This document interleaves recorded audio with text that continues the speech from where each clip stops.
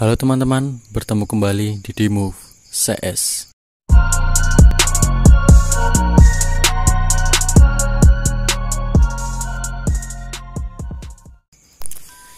Ya, akhir-akhir ini kita memang jarang banget upload video. Banyak kendala lah pokoknya. Jadinya kita jarang banget upload video.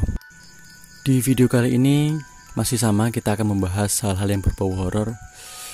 Nah, di cerita kali ini kita akan membahas kisah-kisah seram yang ada di internet. Untuk kisah yang pertama ini adalah hantu di asrama.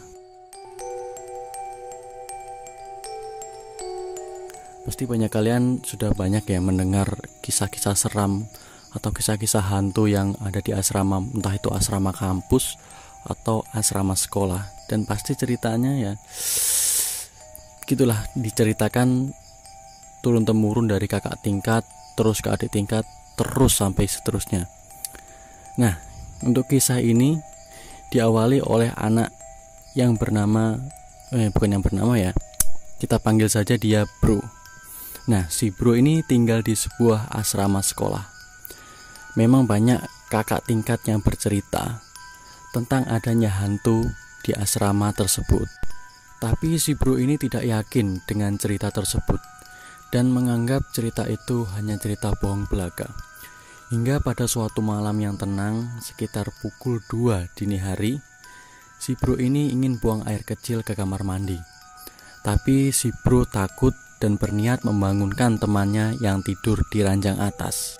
Seperti kebanyakan asrama lain, di asrama si Bro ini satu kamar itu diisi oleh beberapa anak. Nah, posisi tidurnya itu menggunakan ranjang tingkat. Jadi si Bro ini posisi dia itu ada di bawah dan temannya ada di atas. Tapi teman si Bro ini tidak merespon sama sekali ketika dibangunkan oleh si Bro. Jadi si Bro terpaksa pergi ke kamar mandi sendirian. Letak kamar mandi di asrama tersebut berbeda blok. Hanya berbeda blok tapi jaraknya tidak terlalu jauh. Lagi pula waktu itu ketika si Bro melewati lorong asrama, lampu yang ada di lorong tersebut masih dalam keadaan terang. Dan juga kamar mandi yang ada di asrama itu lampunya masih dalam keadaan terang. Jadi si Bro ini merasa tenang-tenang saja dan masih merasa aman. Kamar mandi di asrama tersebut tergolong cukup luas.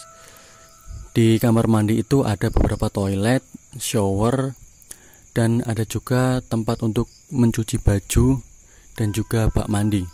Nah, si Bro ini masuk ke toilet yang dekat dengan pintu kamar mandi.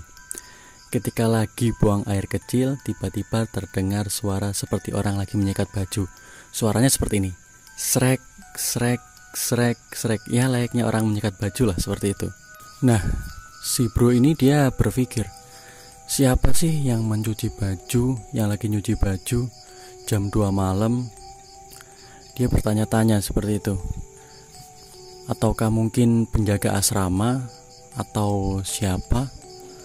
Nah, karena penasaran, si Bro ini malah mengintip dari balik dinding.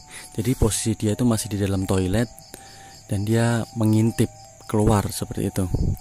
Ketika ia mengintip, betapa kagetnya si Bro ini. Dia melihat ada sosok makhluk yang sedang membasuh kepala menggunakan sikat dan ember milik si Bro. Saking kagetnya si Bro, dia hanya terdiam melihat makhluk tersebut. Dan yang lebih ngerinya lagi, tiba-tiba kepala dari makhluk tersebut lepas dari badannya dan dipegang oleh kedua tangan makhluk tersebut. Jadi ketika makhluk itu lagi membasuh kepala, tiba-tiba itu kepalanya lepas dan dipegang. Anjir. Dan yang lebih serem lagi, kepala yang lepas itu menghadap langsung ke arah si Bro. Set. Aku merinding lah. Dengan rasa takut yang menjadi-jadi, Si bro akhirnya keluar dari kamar mandi dan berlari tanpa berani menoleh ke belakang. Begitu sampai di kamar, si bro langsung menutup pintu rapat-rapat dan langsung tidur hingga akhirnya pagi menjelang. Itu serem sih, serem. Kita lanjut ke cerita yang kedua. Di cerita yang kedua ini mengisahkan hantu tangan yang gentayangan.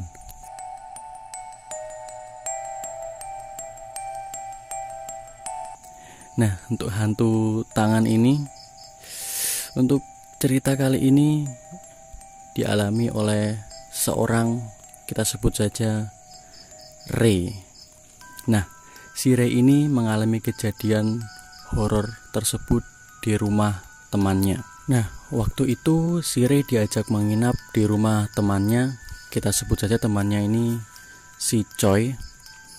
Nah, si Choi ini kebetulan orang tuanya lagi pergi, dan akhirnya si Ray diajak untuk menemani si Choi tidur di rumahnya. Ketika malam tiba, si Ray dan si Choi lagi asik bermain PS. Ya wajar lah ya, anak muda ya, mainnya PS. Tidak lama kemudian di atap rumah atau di plafon seperti itu terdengar suara seperti tikus atau suara gaduh. Ya pokoknya suaranya gaduh lah.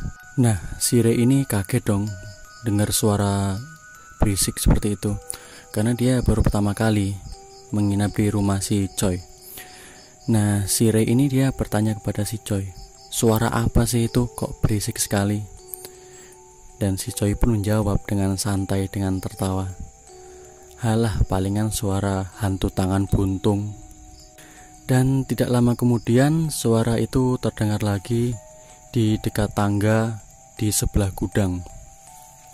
Nah, si Ray ini bilang lagi sama si Choi, wah banyak juga ya tikus di rumah lo. Dan si Choi pun menjawab lagi, itu bukan tikus, itu hantu tangan, jawab si Choi sambil tersenyum.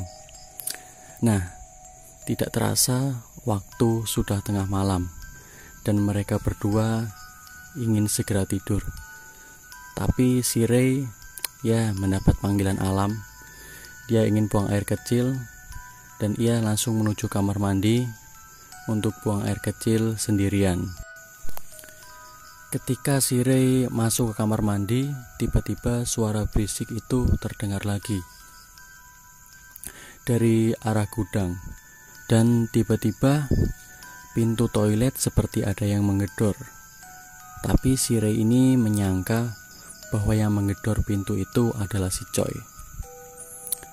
Si Ray refleks dan ia berkata, sebentar Choi, tanggung nih. Dia berkata seperti itu. Nah, ketika si Ray selesai dan ia membuka pintu, betapa terkejutnya bahwa di luar tidak ada orang sama sekali.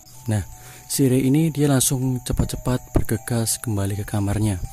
Sampainya di kamar, betapa terkejutnya dia melihat si Choi ini tidur di kamar, udah tidur duluan. Nah, pertanyaannya, siapa yang menggedor pintu kamar mandi? Nah, tapi tidak lama kemudian si Ray ini ingin mengecek HP-nya. Ketika dia mencari HP-nya, dia baru ingat kalau HP-nya itu tertinggal di kamar mandi.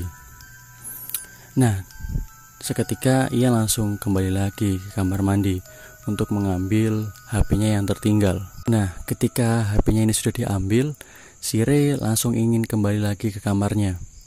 Nah, tiba-tiba suara gaduh tersebut muncul kembali dan semakin lama semakin mendekat ke arah si Ray. Si Ray takut dong. Akhirnya dia mendengar suara itu tepat berada di belakangnya.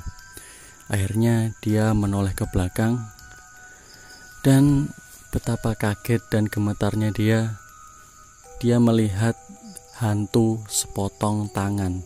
Jadi dia melihat hantu tangan, dan hantu tangan itu bisa bergerak seperti tikus. Akhirnya si Ray langsung berlari ke kamar dan baru menceritakan kejadian tersebut pada pagi hari kepada si Choi.